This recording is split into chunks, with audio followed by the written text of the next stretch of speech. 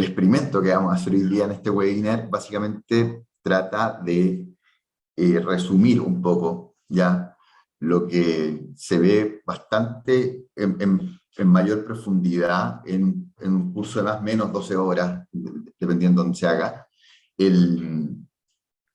y tiene que ver con cómo nos están impactando, primero, por qué llegamos a esto, y cómo nos impactan las nuevas tecnologías en el quehacer diario. Y también está bastante orientado un poco a la búsqueda a la detección de oportunidades, ¿ya? Nosotros, hay muchas cosas eh, que la tecnología está prometiendo hace muchos años, ¿cierto? Y que nunca bajan, nunca se dan, y de repente bajan de un día para otro. Nos pasó con las redes sociales, nos ha pasado varias veces, y uno tiende a llegar tarde a eso, ¿ya? La idea es ver acá, primero vamos a ver 5 temas. Primero quiero fundamentar por qué llegamos a esto, por qué el entorno físico clásico de toda nuestra, básicamente, eh, carga evolutiva, ya cambia a el entorno en el cual estamos viviendo ahora. Creo que eso hay que desgranarlo un poco. Para nosotros es súper obvio que, bueno, vivimos en un mundo súper entrelazado, tenemos tecnologías como Internet, por ejemplo, pero la verdad es que son súper nuevas, ¿ya? No tienen más de 40 años, y algo cambió ahí. Algo cambió que nos da una oportunidad, en el fondo, de estar entrando en esta nueva era.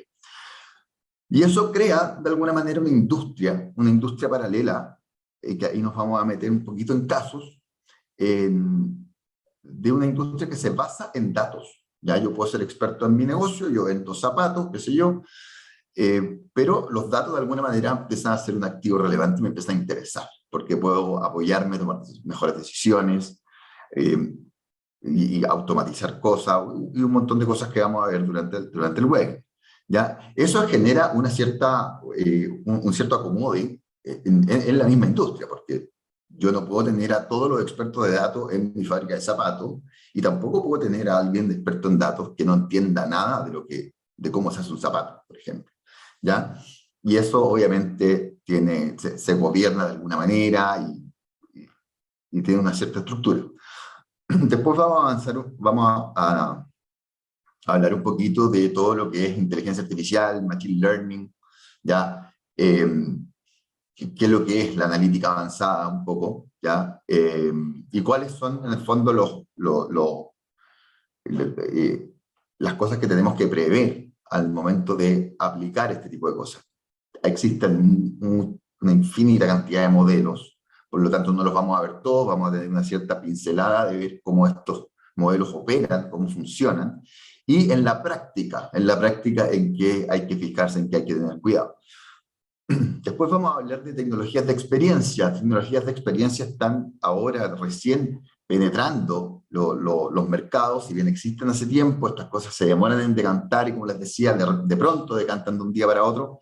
Es la realidad aumentada, realidad virtual, realidad mixta, IoT, Internet de las cosas. Ya, son tecnologías que, a mi manera de ver, están un poquito atrapadas, prometiendo mucho hace ya 5 años y un poquito más. Proyectos fracasados como Google Glass, por ejemplo, que en 2015 ya quería hacer un lente donde uno pudiese vivir una experiencia combinada entre el entorno físico y el entorno digital con realidad aumentada. El proyecto fracasó porque básicamente las grandes tecnológicas se pueden dar el lujo de llegar antes de tiempo, muchas veces.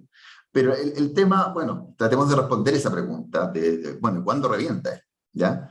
Y finalmente vamos a hablar de blockchain, que para mí es una tecnología que viene a completar un poquito, a cerrar este entorno digital. Ahora, vamos a los inicios. Vamos a entender primero nuestro entorno, ¿ya? En un entorno básico, así de básico como lo ven, de cazador-recolector, todo ocurre en un entorno donde nosotros nos necesitamos. Y no solamente nos necesitamos, sino que sabemos que nos necesitamos, y sabemos lo que hacen las otras personas, ¿ya? O sea, me refiero, yo puedo ser muy bueno para cocinar, pero yo no soy muy bueno para cazar, pero sé perfectamente cómo se hace, ¿sí? Yo no soy muy bueno para cuidar a los niños, pero sé perfectamente cómo se hace, incluso si es que es necesario puedo llegar a hacerlo, ¿ok?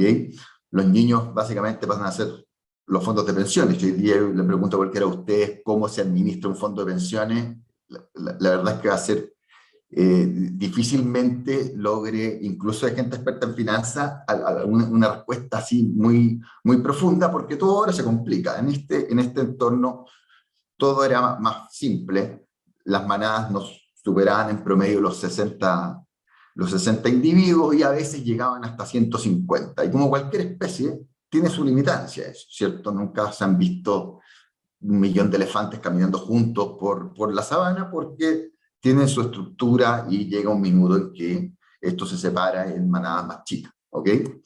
Entonces aquí podemos ver esta familia trabajando en el sector energético, la familia trabajando en el sector del cuidado de los niños o fondos de pensiones, eh, la casa y producción de alimentos, manufactura, ¿ya? Si ustedes van hoy día a un supermercado, traten de pensar o ver si conocen alguna familia que pueda hacer ni siquiera un cuarto de las cosas que ustedes pueden ver ahí. O sea, es imposible, ¿cierto? ¿Ya? ¿Por qué? Porque estamos en un entorno muchísimo más complejo que este.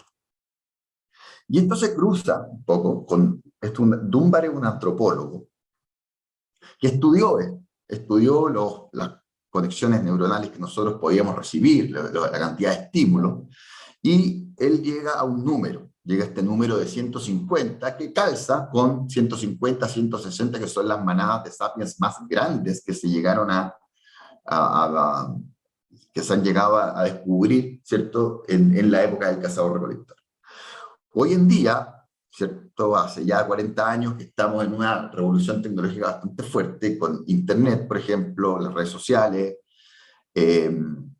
Está claro que las manadas van creciendo. Y también la cercanía, ¿cierto? Hay un juego ahí. No todos tus amigos de Facebook son tus amigos, pero si hoy día te puedes poner un headset y tener 10 amigos en Taiwán, otros en Nueva York y otros en París, eh, y la manada empieza a crecer. Y en muchas cosas, en muchos ámbitos, nosotros actuamos como una manada de varios miles de millones de personas, ¿ya?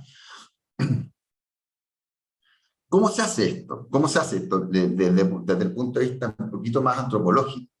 ¿Ya? Yuval Noah Harari define que el sapiens lo logra a través de realidades intersubjetivas. ¿Qué es una realidad intersubjetiva? Más allá de leer lo que está ahí, entonces lo van a tener. Básicamente es algo que existe porque todos creemos en ello, básicamente, ¿ya? O sea, si yo dejo de creer en el dólar, al dólar no le pasa absolutamente nada, pero si todos dejamos de creer en el dólar, es verdad que pasa a ser un papel y nada más. Si yo dejo de creer en Dios, a Dios no le pasa nada, pero si todos dejamos de creer en un Dios determinado, bueno, obviamente ese Dios deja de existir, ¿ya? Y tenemos esa capacidad que no tienen otras especies. Entonces, bueno, veamos cuáles son los conflictos al salir de la manada, cuando estas manadas se empiezan a agrandar. Esto un poquito antes de Internet, como podrán ver. No sé si vieron Vikings, aquí tenemos a este personaje más Floki, que decía, bueno, los ingleses son personas muy malvadas, ¿cierto? Porque le rinden tributo a dioses falsos. Lo que es bastante obvio, si es que los ingleses no conocían a Odín, cómo le iban a rendir tributo, ¿ya? Pero simplemente uno necesitaba algún paraguas de alguna realidad intersubjetiva donde nos pudiésemos conectar, porque si no, yo no sé si el tipo me va a matar, yo no puedo saber ni cómo piensa porque no conozco ni siquiera su escala valórica o cómo trata con sus pares. Los matrimonios pasaron al principio, yo no quiero entrar a pelear con nadie ni de matrimonio ni de religión, pero también pasaron a ser un tema de, bueno, ¿cómo juntamos estas dos manadas chicas? Bueno, yo pongo una persona muy importante para mí en tu familia, tú haces lo propio, ¿cierto? Pones una persona importante para ti en mi familia y así aseguramos que podamos ir caminando un poquito juntos. Entonces, bueno, nos enfrentamos a un problema, ¿cierto? El cómo cooperar de alguna manera a gran escala, porque tenemos problemas a gran escala. O sea, tampoco podemos, aquí es cosa, esto es pendular y ahora vamos a hacer puestos Amish ¿cierto? Y los vamos a encerrar en redes más chicas. La verdad es que con la inmigración, el cambio climático, la crisis de deuda, tenemos que cooperar a gran escala de alguna manera. ¿Ya? Ese es un primer punto que tiene que ver con el entorno, esta cooperación a gran escala que nos vemos obligados a enfrentar. Lo otro, solamente les voy a nombrar un poquito de física, me voy a centrar en el término aquí de la frecuencia, porque vamos a ver que ha sido la frecuencia con la que ocurren las cosas la que ha cambiado un poco el entorno, y sobre todo los mercados en alguna, de alguna manera, ¿ya? O sea, Tesla, que fue básicamente el inventor el gran inventor eléctrico, decía que si quieres conocer los secretos del universo, tienes que entenderlo en términos de energía, vibración y frecuencia, ¿ya? Vamos a ocupar esto con ejemplos concretos como este, por ejemplo, para ver cómo la tecnología ya nos va ayudando a aumentar esta frecuencia y así generar cambios bastante disruptivos con el mismo hecho clásico. ¿Ok? Aquí tengo un ejemplo, por ejemplo, de comunicación, ¿cierto? Cuando uno se comunicaba por carta, si bien uno se podía escribir todas las veces que quisiera, pero supongamos que una navegación por carta real, ¿cierto? Ocurría una vez al mes, o le llegaba una carta, ¿cierto? La leía, tenía que sentarse, pensarla, escribirla, mandársela al cartero, y esto tenía una frecuencia más o menos de esa periodicidad. Ya con el mail, ya entramos a esto, tiene una frecuencia diaria. Hoy día, con chat instantáneo, uno básicamente está leyendo y ya sabe, ya se enojó, ya está pensando en qué responder, nos interrumpimos frecuentemente, ¿ya? Y lo que cambió no fue ningún hecho, el hecho es simplemente comunicarse, ¿ya? Hay otro ejemplo acá, porque aquí yo quiero llegar a que básicamente vivimos en una grilla de comunicación, ¿ya? Donde permanentemente se están comunicando ideas, productos, servicios, experiencia, de diversas maneras y con distinta intensidad. Un ejemplo aquí clave, no está en el PowerPoint, pero un ejemplo clave, si recuerdan ustedes, es Napster. Napster creó un software, ¿cierto?, para poder compartirse archivos de música en una red privada, ¿sí? Lo cual nunca fue ilegal. De hecho, existía antes una industria de cassettes vírgenes, que uno se compraba un disco, ¿cierto?, lo copiaba y después se lo podía regalar a un amigo. ¿Qué hay de malo en eso? Todo lo contrario, era loable, ¿ya?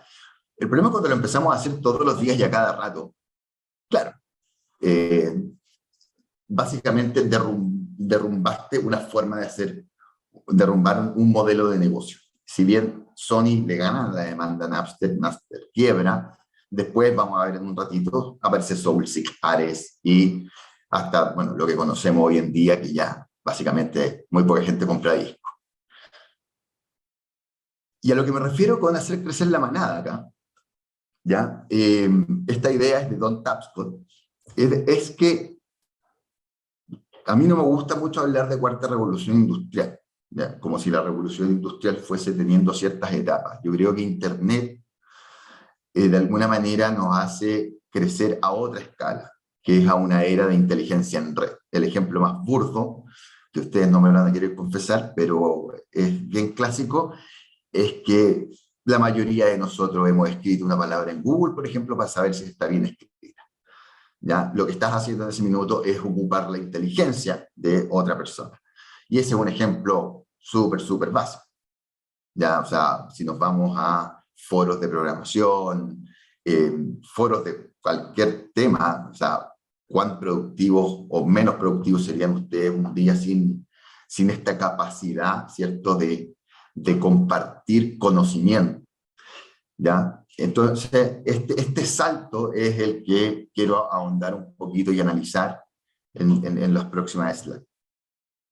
Entonces, partamos por Internet. Hace 40 años, Internet nace en el 92, nace a mercado, ya sé que existía un poquito antes, pero empiezan a hacer los primeros buscadores, y lo que hace básicamente es compartir conocimiento, ¿sí? O se comparte conocimiento, se democratiza de alguna forma la publicación de contenido. Yo, para saber lo que pasaba en París, ya no tengo que leerme la France Press, ¿cierto? Sino puedo ir donde un bloguero, el que más me guste a mí, y enterarme de lo que estaba pasando en París.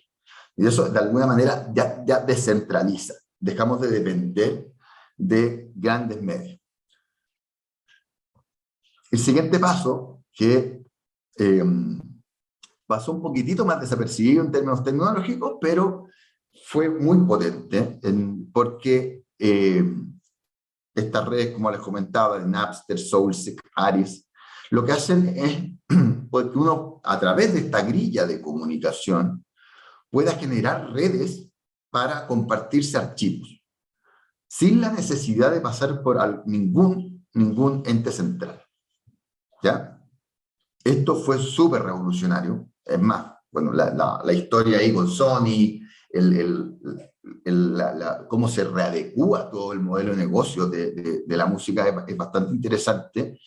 Pero estas son las primeras redes peer-to-peer, que básicamente no necesitan de un intermediario para funcionar, sino que nosotros podemos construir nuestros silos, de alguna manera fragmentar esta gran red y poder juntarnos entre nosotros y compartirlo mucho más allá, vuelvo a los fundamentos, mucho más allá de nuestra manada, ¿cierto? Lo que podamos llamar manada. 2005-2006, ya por aquí, un poquito más cerca, nace el boom, ¿cierto?, de las redes sociales, que todos lo hemos vivido, donde ya no se comparten ni conocimientos ni archivos solamente, sino que se comparten experiencias, ¿ya? Las redes sociales, de alguna manera, enriquecen este entorno digital que se transforma básicamente en una realidad paralela, ¿ya? O sea, es bastante típico el caso de que uno puede estar muy triste en su casa, pero probablemente está muy feliz, muy contento en Instagram. Existen conceptos como amigo, como follower, ¿ya? Y se potencia mucho lo que Don Tapscott llama esta era de inteligencia en red. Ya empiezo a mi producción de contenido, ya sea para trabajar o para convivir con mi amigo, lo que sea, pasa a depender mucho de la misma red, ¿ya? Otro ejemplo aquí bastante grande es el tema de todos los emprendimientos, ¿ya? Que sé yo, un fotógrafo, el tipo que vende frutos secos, ¿ya? ¿Cuánto se apalancan en esta red? Es impresionante. Imagínense, tuviesen que estar llamando por teléfono a cada tipo y ofrecerle fotografía o frutos secos, sería bastante distinto. Aquí la frecuencia, la productividad se acelera un montón por el hecho de funcionar de alguna manera en red. Esto se combina con algo que vamos a ver en un tiempito más, ya con temas que tienen que ver con inteligencia artificial.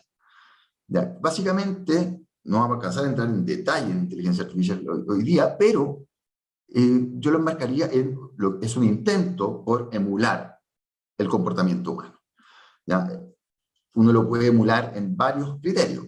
¿Ya? Visión computacional, por ejemplo, pasarle a un algoritmo una foto y que te diga si esto es un lápiz o no es un lápiz, por ejemplo. ¿Ya? Esto tiene que ver con un criterio, ¿ya? Porque hay lápices bastante distintos, y nosotros hemos visto tantos lápices en nuestra vida que sabemos que esto es un lápiz. ¿Ok? Y si me pasan un lápiz más raro, con una forma extraña, y si lo miro bien, seguramente vamos a llegar a un consenso aquí entre los 50 personas que estamos, y vamos a, si bien un par opinarán distinto, la mayoría estaríamos de acuerdo que es un lápiz. O sea, empezamos a dejar de programar cosas y empezamos a enseñarle a los algoritmos criterios, ¿ya? Y ojo que eso tiene una repercusión muy fuerte, porque el criterio es subjetivo. De alguna manera es subjetivo, de alguna manera esto es un lápiz subjetivo. Alguien podría decir que sirve para otra cosa, que sí. ¿Ya? Entonces, esto automatiza decisiones en este entorno digital. ¿Ya? Por lo tanto, estas redes, estas máquinas, ¿cierto? Estos algoritmos pueden empezar a operar de manera autónoma en algunas decisiones.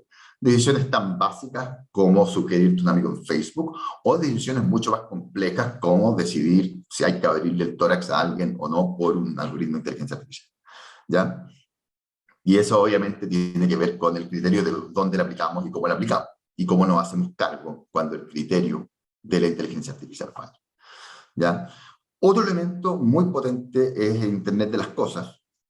Internet es básicamente una grilla de comunicación entre computadores, ¿sí? Pero, ¿qué pasa si a esta red de computadores le agregamos las cosas? Si las cosas pasan a tener un IP, ¿ya? Si combinamos esto con inteligencia artificial, que fue el punto anterior, básicamente las máquinas ya podrían empezar a tomar decisiones. Decisiones como cuándo regar, a qué hora abrir la ventana, a qué hora servirte un café.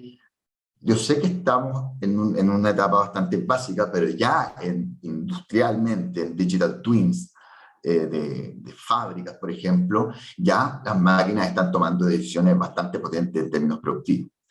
¿Ya? Por lo tanto, aquí ya vemos cómo el entorno digital empieza a impactar el entorno físico. ¿Ya? No, ya no es que estoy contento en la casa y feliz en Instagram. Aquí hay una práctica. O sea, el regador se prendió y me mojó. ¿Ya?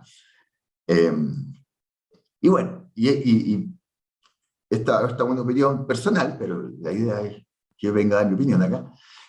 Yo creo que aquí blockchain, aquí lo que le faltaba a este entorno físico, físico digital, en el fondo se estaba formando, era poder transferir algo de verdad, poder transferir valor, de alguna manera, ¿ya? Y esta tecnología, blockchain, que también la vamos a ver muy pincelada en el webinar, eh, entrega eso, entrega eso. O sea, en el mundo físico parece bastante obvio que si yo le paso algo a alguien, este mismo lápiz, ¿cierto? Y ese otro alguien lo toma, yo en ese mismo instante lo dejo de tener. Suena demasiado obvio lo que estoy diciendo, de hecho. Digitalmente eso no es tan obvio. Yo cuando te mando un mail, no te mando un mail, te mando una copia del mail. Si te mando una canción, no te mando la canción, no me quedo sin la canción, te mando una copia de la canción. ¿Ya? Entonces no existía el concepto de activo digital. ¿Ya? Entonces ahora podemos transar activos en esta grilla de comunicación gigante, ¿ya? Podemos transar valor sin la necesidad de un ente central. Y eso para mí tiene un breakthrough tecnológico impresionante que todavía ni siquiera hemos podido plasmar. ¿Ok? Entonces este es el camino de los últimos 40 años, por eso ojo con caer, vamos a ver varias tecnologías en los próximos minutos, ojo con caer con que ya, pero esto va a estar en 20 años más, en 30 años más. Cada vez que digan eso, traten de mirar unos 10 años atrás a ver cómo han evolucionado las cosas. ¿Ya? Entonces esto parte con Internet, ¿cierto? Donde se comparten contenidos, después pasamos a compartir archivos, después experiencias, ¿ya? Lazos afectivos. Es potente eso. Después viene toda la parte de Internet de las cosas, combinado con el tema de inteligencia artificial, y cerramos este entorno físico-digital con blockchain, con la capacidad de poder transferir valor. ¿Ok? Bueno, ¿qué genera esto? ¿Qué genera esto? Este es el segundo capítulo aquí. Genera una industria basada en datos, los comentaba con la fábrica de zapatos, ¿cierto? De alguna manera, los datos nos empiezan a entregar mucho valor. Y las tecnologías nuevas, cada tecnología nueva pasa a ser una especie de telón en blanco donde yo tengo que empezar a entender cómo diseñar experiencias, productos, servicios ocupando esa tecnología. Desde, vuelvo al ejemplo básico, un QR, por ejemplo, que ya, bueno, nace el QR, ya, ¿qué hacemos? ¿Cuánto se demoraron los publicistas en ponerle una polera? ¿Cuánto se demoraron? Tuvo que haber una pandemia para que lo tuviésemos en la mesa del restaurante. ¿Ya? Y aquí es donde hay que estar atentos, porque ¿quiénes son? ¿Quiénes son los grandes diseñadores de esto? Bueno, somos los emprendedores, los consultores, los diseñadores, ¿cierto? La gente que diseña nuevos productos, servicios y experiencias.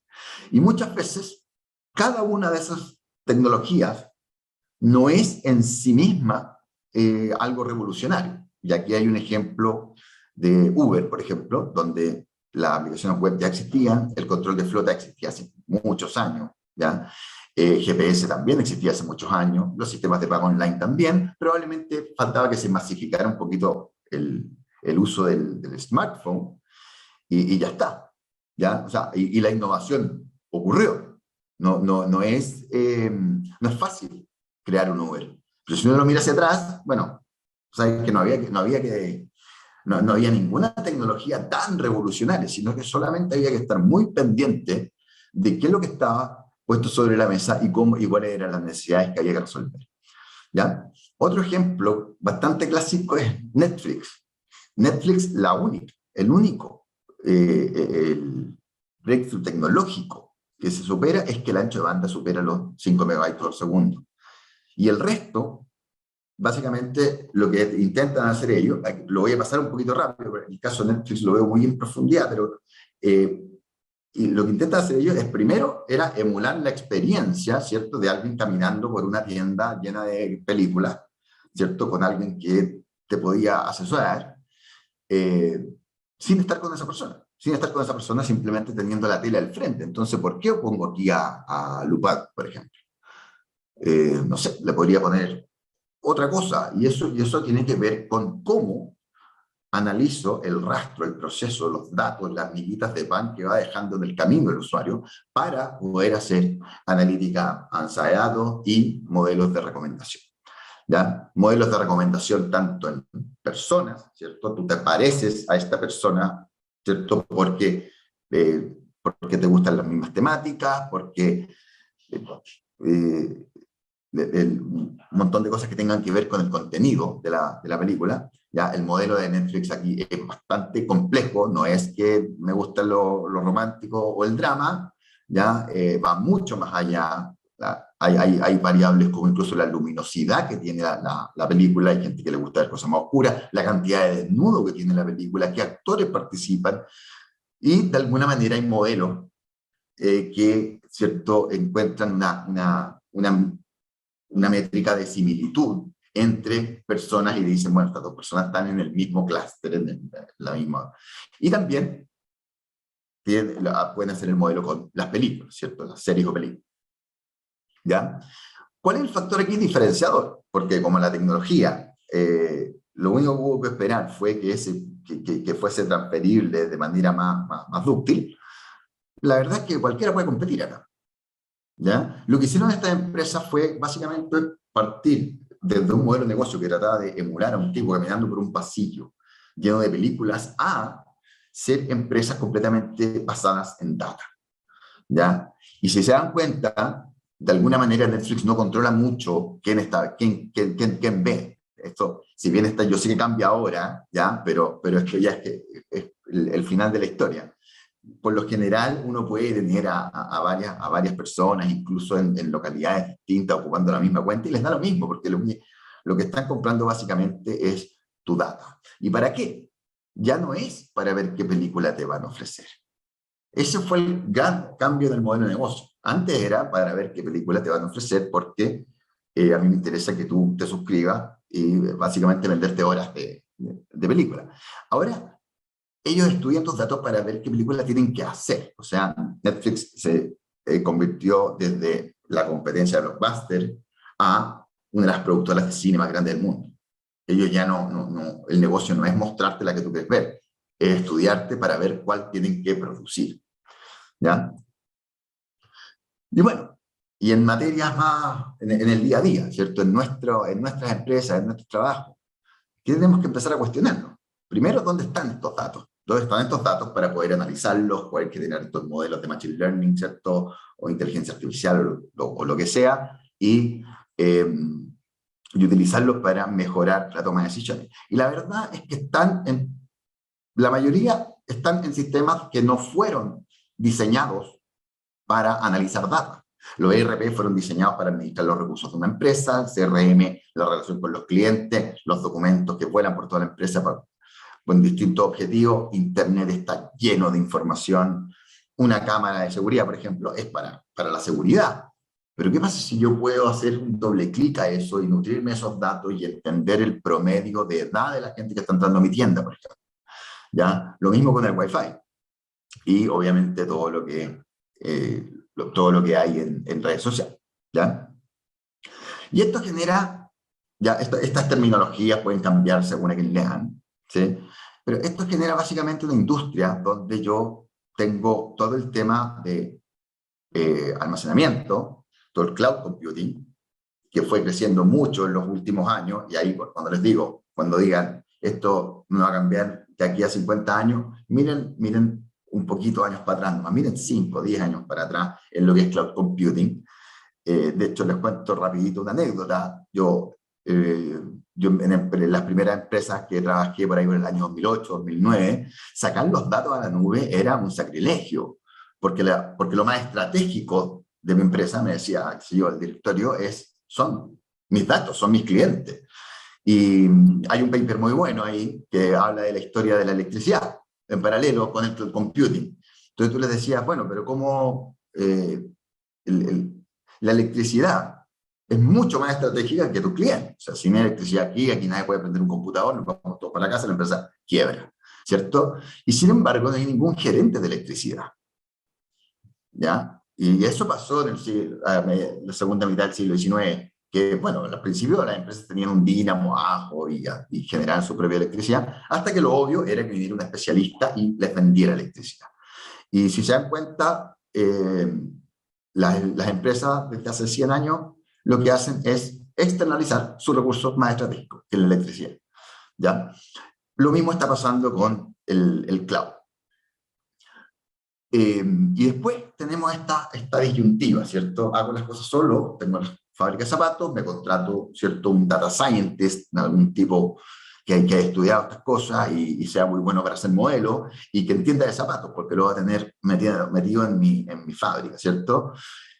O voy a un consultor externo y traigo a alguien que no necesariamente sabe mucho de zapatos, pero sí es muy experto en las tecnologías nuevas y modelos de analítica avanzada. La verdad es que esto ha aprendido a convivir muy bien, ya que en la mayoría de las empresas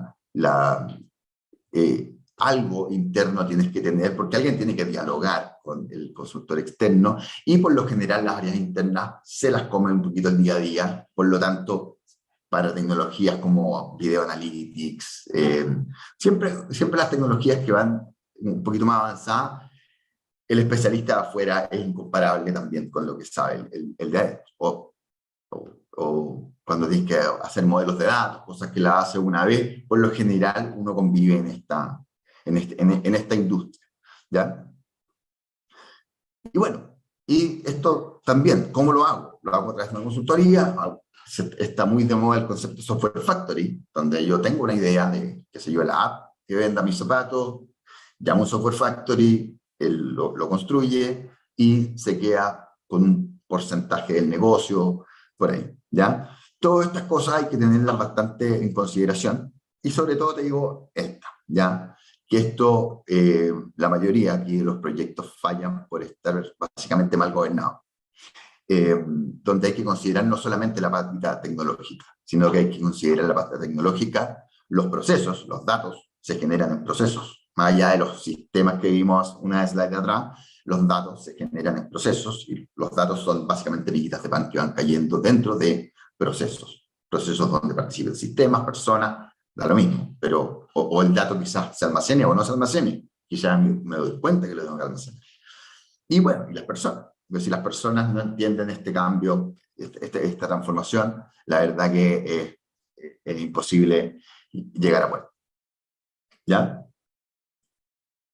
Bueno, como tercer punto, quiero hablarles de qué es lo que es esto a bastante grandes rasgos, de toda la analítica avanzada, inteligencia artificial, machine learning, big data.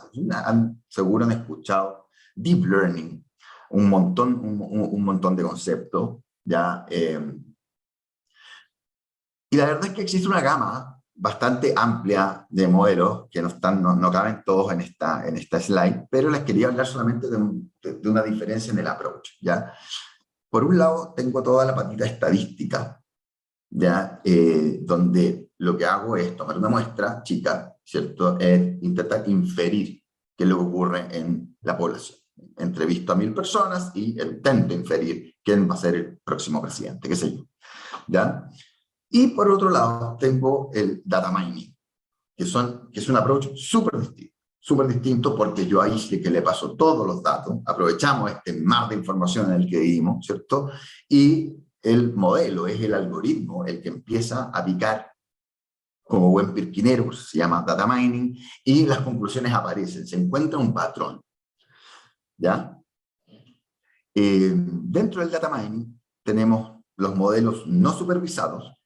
Voy a hablar un poquito aquí de los modelos supervisados porque después ya no los vamos a ver más, pero los no supervisados son básicamente modelos de carácter descriptivo, donde de alguna manera yo le paso los datos a este algoritmo y me explica qué fauna curiosa hay acá. Por ejemplo, los modelos de clustering. ¿Ya? ¿Cuántos grupos hay acá? Y el modelo hay distintos tipos, ¿cierto? Y te dice, bueno, ¿sabes qué? Hay 4 tipos de clientes distintos. Bueno, perfecto, me calza porque tengo 4 líneas de comerciales. Bueno, tengo 3. Bueno, y vamos conversando entre el experto en el modelo y el experto en el negocio. ¿Ya?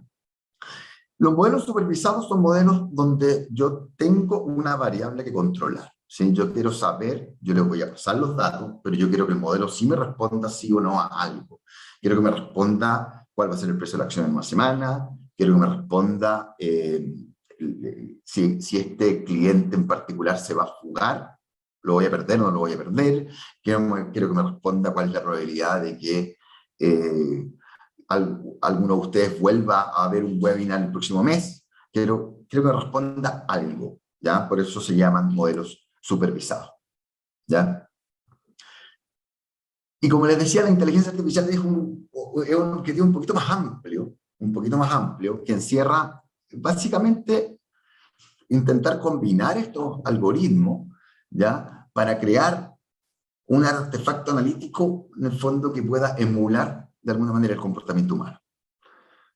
Entonces, bueno, aquí vamos a pasar un poquito rápido por esto, pero entendamos cómo aprenden los humanos. ¿Sí? Porque, a ver, el concepto de inteligencia artificial es bastante ambiguo en ese caso. Podríamos hacer otro webinar para hablar solamente de la definición de inteligencia. Yo creo que ni siquiera la tendríamos claro, tendríamos aquí una pelea. Inteligencia artificial, si no tenemos claro bien lo que es inteligencia, la verdad es que es difícil. Pero yo lo resumiría en emular el comportamiento humano. ¿Ya? Pues hay modelos más básicos de carácter adaptativo, por ejemplo. No sé si tienen planta en su casa, tiene una planta al lado de una ventana y si la planta se empieza a curvar, ¿cierto? Empieza a seguir la luz. ¿Podríamos decir que la planta es inteligente? Yo creo que no. Podríamos abrir una discusión ahí, pero yo creo que no. Pero sí hay modelos de inteligencia artificial dura que compiten con el criterio humano, ¿ya? Sobre todo en visión, en un montón de cosas hoy en día. Entonces, ¿cómo aprenden los humanos? ¿Ya? No sé si ustedes tienen hijos, pero todos han sido hijos, y en algún minuto quizás lo más probable es encontrarnos con esta situación, ¿cierto? Donde diga mamá, diga mamá, diga mamá, mamá, mamá, mamá, papá, ¿ya? La verdad es que desde el punto de vista de los algoritmos que se pueden diseñar, esto es la peor manera de hacerlo. No lo hagan si tienen guagua ahora, porque así no aprende la gente, ¿ya? Así no aprende la gente. La repetición, la primera vez que escucha mamá, ¿cierto? Aquí el niño no entiende ni qué es, ni para dónde va la micro, ni nada, y si lo escucha 100 veces, incluso si lo escucha mal pronunciado, yo creo que lo único que hace es confundir. ¿Qué es lo que influye acá en el aprendizaje humano? Influye el cambio de contexto, ¿ya? El contexto influye mucho más que la repetición, ¿ya? Cuando el tipo ve que la mamá es la mamá en el parque, en la cocina, en la pieza, en el baño, en todos lados, y todo cambia, excepto algo, y a ese algo le llaman mamá, el tipo aprende, ¿cierto? Que es la mamá. De hecho, hay una tesis, no tengo el link acá, pero de la Universidad de Washington, de un psicólogo, que se especializó en Data Science también y puso cámara, o sea, micrófonos en su casa por los primeros 3 años de su hija, y él estudiaba cuáles son las palabras que primero internalizaba. Y justamente demuestra que son las palabras que se repetían en más de un micrófono, o sea, en más de un contexto, ¿ya? O en más de una horas distintas, por ejemplo, en la noche y en la mañana. Tiene que cambiar el contexto y mantenerse un patrón fijo, y ahí uno empieza a aprender, y por eso nosotros sabemos perfectamente lo que es una silla, lo que es un computador, lo que es un teléfono, incluso, ojo que hay sillas bastante extrañas, teléfonos bastante raros, pero lo podemos dilucidar fácilmente. ¿Por qué? Porque hemos visto muchos teléfonos en nuestra vida en distintos contextos. ¿Ok? ¿Cómo funciona en el meollo del asunto acá? Básicamente yo tengo datos, ¿sí? Y una variable que quiero supervisar. Esta data, ¿cierto? La separo en dos, en un set de entrenamiento, que por lo general es en torno al 70% de los datos, y otro 30% que no se los muestro al modelo, es el set de validación. ¿Ok? Genero este algoritmo con alguno de las gamas de modelos que pasaron hace un rato, o otros, hay muchos más. Se entrena esto, encuentra el patrón y después lo testeo y le digo, mira, a ver, ¿qué hubieses hecho tú con el 30% que yo no te mostré?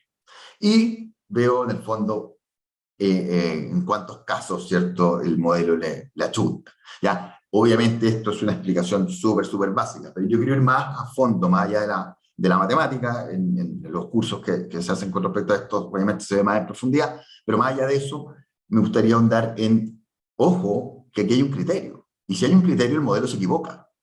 ¿Se equivoca un porcentaje muy bajo las veces? Sí, perfecto. ¿Se equivoca menos que un humano? Sí, probablemente se equivoque menos o igual que un humano. Eh, los que se equivocan igual que un humano, uno dice, ¿para qué los voy a usar? Bueno, pero es que el algoritmo no duerme, el humano sí, ¿ya? El problema es que hacemos acá. Y esto es lo que hay que estar pensando permanentemente también. ¿Qué vamos a hacer? ¿Cuál va a ser nuestra salida cuando el modelo se equivoque? Si bien en autos autónomos es un caso bastante trágico, ¿cierto? Si el auto decide atropellar a las personas o matar a los integrantes que van en el auto, en todos los modelos vamos a tener este error, ¿ya? Porque si no lo tuviéramos, sería lo que hacíamos antes, que era programar una lógica, ¿ya? No es un modelo de aprendizaje automático. Entonces, esto hay que tenerlo súper en consideración, ¿ya? Ahora les quería hablar un poquitito de tecnologías de experiencia de blockchain para ir ya cerrando. ¿Por qué? Porque creo que estas tecnologías están en Silicon Valley hace muchos años, o en Madrid o en alguna hub grande tecnológico, eh, y la verdad es que les ha costado mucho bajar, ¿ya? Esta realidad inversa, terminar de cantar, ¿cierto? Estas tecnologías y poder realmente combinar las realidades, ¿ya? De ahí tenemos básicamente cuatro tecnologías muy potentes que están avanzando, pero de alguna manera están avanzando un poco más lento de lo que el mercado creía. Ya, el 2015 yo estuve en San Francisco y todo el mundo decía que en 5 años estas cuatro tecnologías nos cambiaban la vida y que vamos a estar viviendo de otra forma. Era casi como Internet. Y la verdad es que no fue así, ¿ya?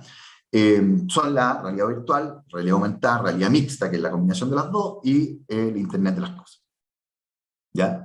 Obviamente, llevar los temas al punto de la experiencia es muy potente. O sea, si una imagen dice más que 1000 palabras, una experiencia dice aún más, ¿cierto? Mucho más que 1000 imágenes. Sí, sí. ¿Sí? Entonces, lo que está empezando muy de moda son estos tours virtuales, ¿sí? Donde yo puedo vivir la experiencia de estar en otro lado, ¿ya? Esto incluye solamente la grabación, pero se está enfocando mucho en lo que es la experiencia de eventos, recitales, cosas así. Si nos vamos más potente, bueno, la realidad virtual realmente te hace interactuar sensorialmente, ¿ya? No estamos hablando solamente de verse, entonces, sensorialmente, ¿ya? Con otro lugar, un lugar virtual, un lugar imaginario, que te puede servir porque quieres irte a la montaña, ¿cierto? O te puede servir para simular, por ejemplo, algún entorno en el cual tú no quieres estar, pero probablemente tienes que estar en algún minuto, como por ejemplo entrenamiento militar, cosas de ese tipo, ¿ya? Entonces, la idea es interactuar con un entorno simulado, ¿sí? Y bueno, obviamente esto, ¿qué lo frena? Primero, el hardware, ¿cierto? Estos headsets tienen que tener una tecnología bastante robusta. Y por otro lado, el software, ¿cierto? Tenemos que tener millones y millones de programadores programando este tipo de cosas, porque no es algo fácil, ¿sí? Entonces, básicamente, bueno, después cerramos con todas las tecnologías, pero la realidad aumentada es distinto. Yo trato de combinar este entorno físico con el entorno digital, ¿cierto? Yo puedo tomar mi teléfono o un headset, ¿cierto? Y interactuar, por ejemplo, con un especialista, un médico especialista, emergencia, una operación a corazón abierto, un médico especialista que esté, sé yo, en otro país, en otro continente, y te diga, mira, ajá, pincha acá, clica acá, ¿cierto? Corta acá y qué sé yo. ¿Ya? O, bueno, la cantidad de aplicaciones que tiene esto es impresionante. O sea, ya hay restaurantes que el tamaño de la pizza, que uno siempre tiene ese problema, que pide una pizza y no sabe qué deportes son, y el tipo te dice, no, son así, son asá, y uno no entiende nada. Bueno, tú deberías poder pinchar un QR, ¿cierto? Y ver, ¿cierto? La pizza en tu mesa. ¿Ya? La cantidad de aplicaciones aquí es realmente impresionante. Y esto es muy potente, que no tengo el detalle aquí por temas de tiempo, ¿ya? Pero aquí están las grandes tecnológicas metidas en esto, ya están generando lenguajes de programación. Unity es el más viejo, Unity ahora hace poco lo compró Microsoft. Spark AR es uno que ustedes ocupan mucho, ya aunque no se den cuenta, el tema para hacer los filtros de Instagram. Y ArtToolkit ya es un lenguaje open source, donde cada día se está sumando más gente. Y ese cúmulo de desarrolladores, obviamente, de alguna manera va a hacer decantar esta tecnología hacia abajo. ¿Ya? Bueno, y el otro es la otra tecnología de experiencia que yo le llamo. Me gusta la definición de abajo, la de arriba un poquito más de diccionario, ya es la de Internet de las cosas. Yo les decía, bueno, ahora las cosas se pueden conectar a través de un IP y tenemos todos estos algoritmos de inteligencia artificial. Bueno, entonces las cosas pueden tomar decisiones. Básicamente eso es lo que estoy diciendo, ¿cierto?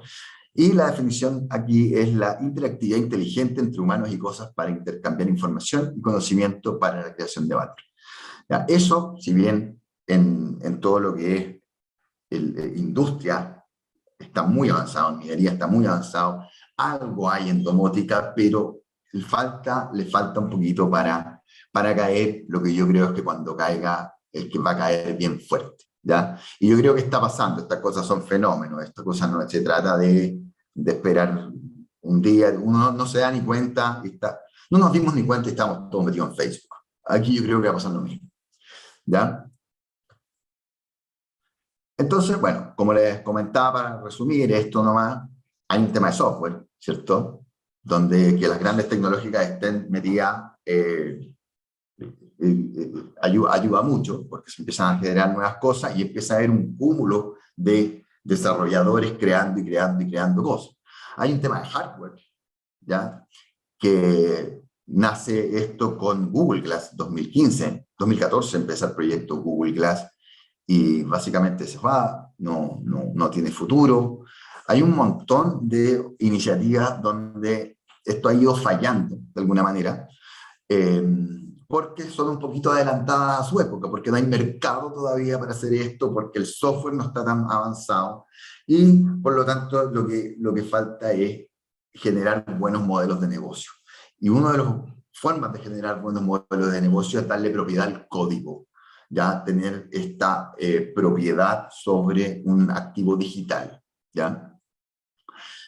Si se dan cuenta, se espera un crecimiento explosivo, sí, claro, ya esto eh, solamente en realidad virtual, ya esto está creciendo se esperan 84 billions, ya el tamaño de mercado de aquí al 2028. Si ven cómo están invirtiendo las grandes tecnológicas en I+D, ¿cierto? En temas de estas cosas que tienen que ver con más desarrolladores, más librería, más competencia, ¿ya? Hay muchos indicadores que dicen que la ola de nieve se está armando fuerte, ¿ya? Y yo sé que ya está fuerte, ¿eh? O sea, para los que estamos metidos un poquito más en el ámbito tecnológico, esto ya son tecnologías vigentes, pero todo indica que va a ser básicamente como pasó con las redes sociales. O sea, en algún minuto esto va a generar un golpe y eso no va a ser, va a ser más temprano que tarde, por decirlo de alguna manera. ¿Ya? También los precios de los dispositivos están bajando de manera bastante fuerte. Hoy día el HoloSense de Microsoft está más o menos a 3.000 euros y esta Flight puede tener 6 meses ya de antigüedad. No me extrañaría que estuviese más barato ahora. Ya quizás todavía no están al alcance de cualquier bolsillo. Y más que eso, no entregan tanto el valor, porque como les digo, esto va paralelo a un desarrollo de software, ¿cierto? Que uno que tenga programas choros para convivir con otros usuarios, metámonos a la misma sala en realidad virtual, esperemos este web 3.0, ¿ya? Pero obviamente eso está todo en la chivena, en el horno, ¿ya? ¿Y por qué blockchain para mí aquí es importante? A pesar de que me acabo de dar cuenta que está mal escrito, es importante porque le da propiedad al código, ¿ya? Le da propiedad a lo digital. Por lo tanto, la cantidad de desarrolladores que puede traer como avalancha esta tecnología es muy, muy potente. Vamos a entrar un poquito en blockchain, como les digo, no da para profundizar esto, pero básicamente la posibilidad de tener propiedad verdadera sobre un activo digital obviamente potencia los desarrollos. ¿Ya? ¿Qué es para los que son que no han escuchado nunca hablar de esto? No voy a entrar en temas muy técnicos, ¿ya? Pero básicamente es lo que yo les decía hace un rato. O sea, si yo quiero pasar algo,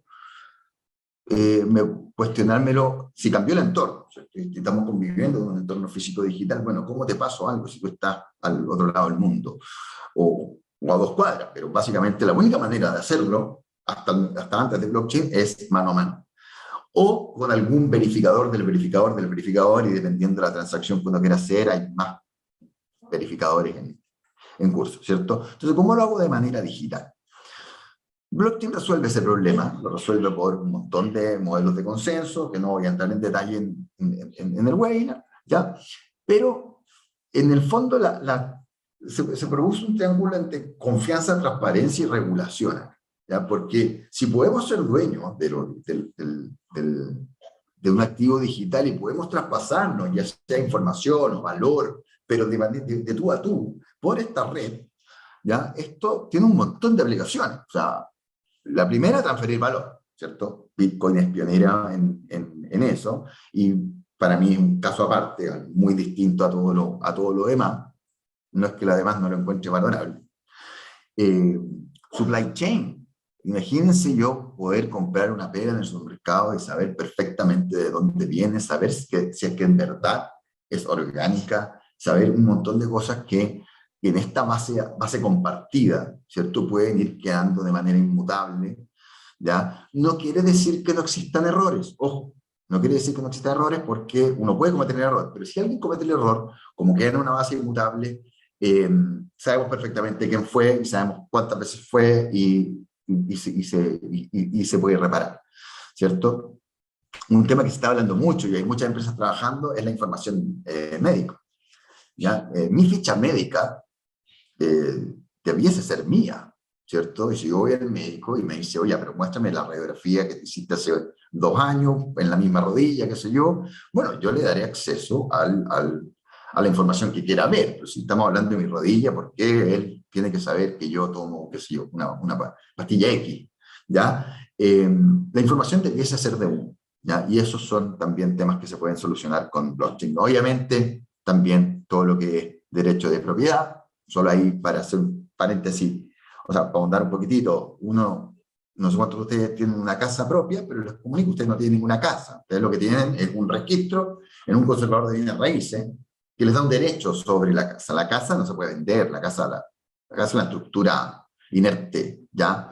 La casa no tiene dueño. Y ese derecho te da, ¿cierto? Ese registro te da un derecho que si alguien entra a tu casa y tú no quieres, bueno, puedes llamar, ¿cierto? A la autoridad para que lo saque, ¿ya? Pero es un derecho, no, tú no tienes casa, ¿ya? Tú tienes un registro en una base de datos. Si desaparece esa base de datos, básicamente también desaparece tu derecho sobre la casa. Ese tipo de cosas no debiesen a futuro estar centralizadas, ¿ya?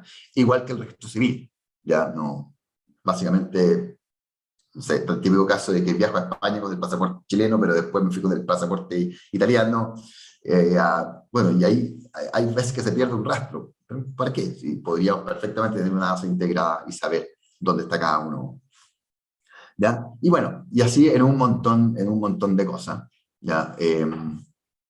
Y básicamente esto funciona eh, mirando cada uno en la misma base de datos, ¿cierto? Pero para mirar la misma base de datos uno dice, bueno, tendríamos que estar en la misma pieza y para eso lo hacemos mano a mano el traspaso. Bueno, no es tan así, ¿ya? Porque bajo cierto consenso criptográfico, que no voy a entrar en detalle, ¿cierto? Esto se puede básicamente asegurarnos, ¿ya? Sobre todo que después de cierto delay de tiempo, estamos todos en la red, ¿ya? Mundial, viendo exactamente lo mismo, ¿sí? Entonces, por ejemplo, si alguien de Japón le compra cerezas a alguien en Curicó, ¿cierto? Y le compró una suma importante, bueno, va a estar interesado en saber dónde está su cereza. No le va a bastar que el flaco le mande un WhatsApp y dice, oye, no, si ya subieron al barco. No, ya él quiere saber dónde están las cosas, porque hay plata importante en juego, porque no conozco al tipo Curicó, vivo en Tokio. Ya todo ese tipo de cosas donde hay que compartir, ¿cierto? Una base de datos y hay que una tecnología que nos asegure que estamos viendo lo mismo.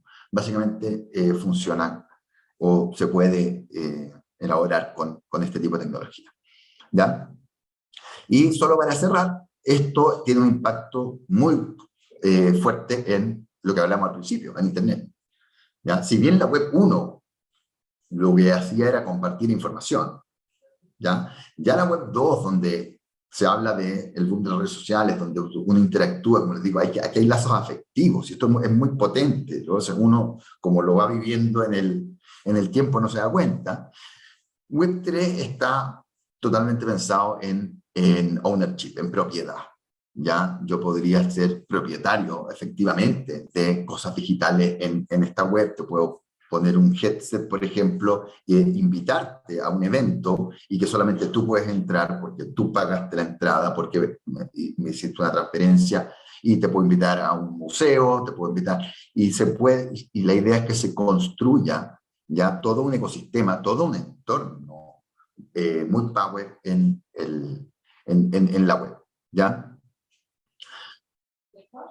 Y también, ¿por qué no?, invitar a las cosas a participar. Porque si invitas a las cosas a participar, básicamente, y las cosas ahora, más allá de los modelos de inteligencia artificial, pueden transferir valor. Bueno, entonces, de aquí a que tengamos dos autos autónomos negociando, oye, ¿sabes qué? Déjame pasar. Si tu jefe no está muy apurado, o sea, es que el mío está súper apurado, ¿cuánto estáis pagando? Bueno, te pago 8, no, 12, bueno, quedamos en 10. Esa negociación entre dos máquinas se ve muy plausible en un plazo no muy largo, ¿ya? Entonces también se espera como una economía entre las máquinas. Y esto es solamente para cerrar y abrir el siglo de preguntas, ¿ya? A mi manera de ver se están viviendo aquí tres grandes revoluciones y el desafío está en detectar oportunidades en esto. En el diplomado ya de experiencia cliente, data, innovación, vemos todo esto bien, un poquito más en profundidad, tampoco es algo técnico, ya no nos metemos en la matemática de blockchain ni nada así, pero llegamos a la conclusión, ¿cierto?, de que se viene una revolución muy fuerte en política monetaria, por un lado, que para mí es Bitcoin y nada más. Yo sé que aquí hablé muy poquito de Bitcoin, pero tiene sus particularidades como red, como historia, como muchas otras cosas. Después todo el mundo cripto que se ha creado básicamente nos hace poder transferir valor. Y cuando digo valor, tú dices, ah, ya, pero es que esta monedita no vale nada. Bueno, métanse a un jardín infantil y se van a dar cuenta que la gente cambia láminas, elásticos, bolitas. ¿Ya? Entonces hay muchas formas de atesorar valor. ¿Ya? Alguien de no sé cuántos de aquí tendrán 12, 15 años, yo creo que ninguno, pero alguien comprando un skin en Fortnite me va a entender perfecto lo que es la propiedad digital. Yo creo que ahí está cambiando el mundo harto. Entonces aquí te puede cambiar mucho lo que es el modelo de cómo financiar proyectos y cómo hacer también una especie de nuevos modelos financieros. ¿Ya? Y lo otro es ya con las combinaciones de tecnología de experiencia, es la construcción de este metaverso, que parece una promesa, que obviamente va a ir por las grandes tecnológicas, hay proyectos open source que están trabajando, pero la tecnología está para poder construir todo esto. Eso era lo que yo les venía a decir. No sé si me pasé mucho, Paulina me va a retar.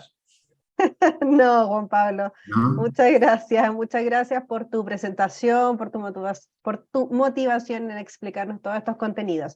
En el enlace, en el chat, dejé el enlace de la página del diplomado en experiencia de cliente y diseño, data e innovación, donde Juan Pablo ahí es profesor. También dejé los datos de contacto del equipo de admisión que tenemos ahí dispuesto a responder todas sus consultas. No sé si quedó alguna duda, si tienen alguna pregunta para Juan Pablo, este es el momento, les pido que la puedan realizar y enviar a través del chat. No sé si quedó ahí algo pendiente, vamos a dar estos segundos. De todas maneras, el diplomado tiene un descuento para que consulten ahí al equipo de admisión, si es que bien no me equivoco, creo que es 25% de descuento, estamos ahora con los programas. Parece que no hay ninguna pregunta, Juan Pablo. No sé Me si parece. hay un Bueno, participante puso muy interesante tu presentación. genial. No sé si quieres mencionar algo antes de finalizar, Juan Pablo. No, no, la verdad que esto es, este menjunje de conceptos es algo que vengo trabajando un poquito hace años, ya sea en algunos MBA, como en el diplomado.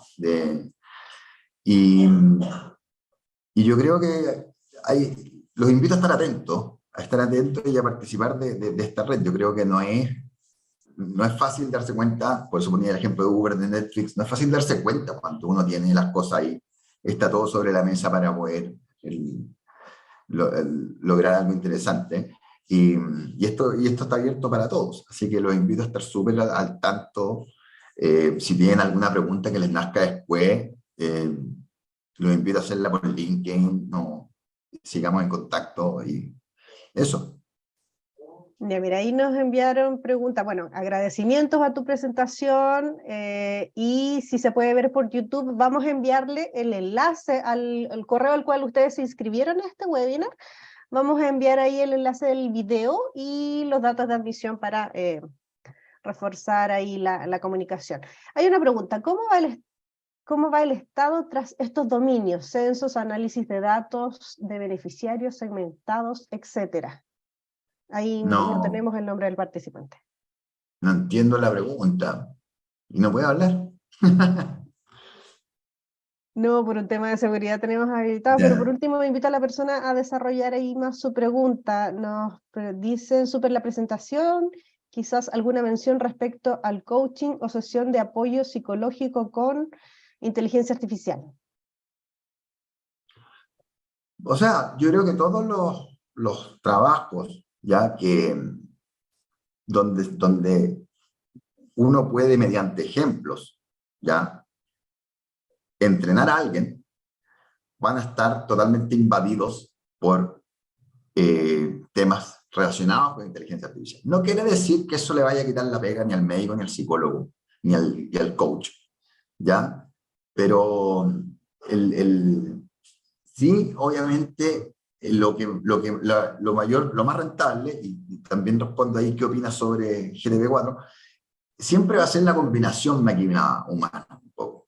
¿ya? Es el saber combinar. O sea, ¿a qué debiésemos estar preocupados todos nosotros hoy día? Es a aprender a ocupar bien ChatGPT.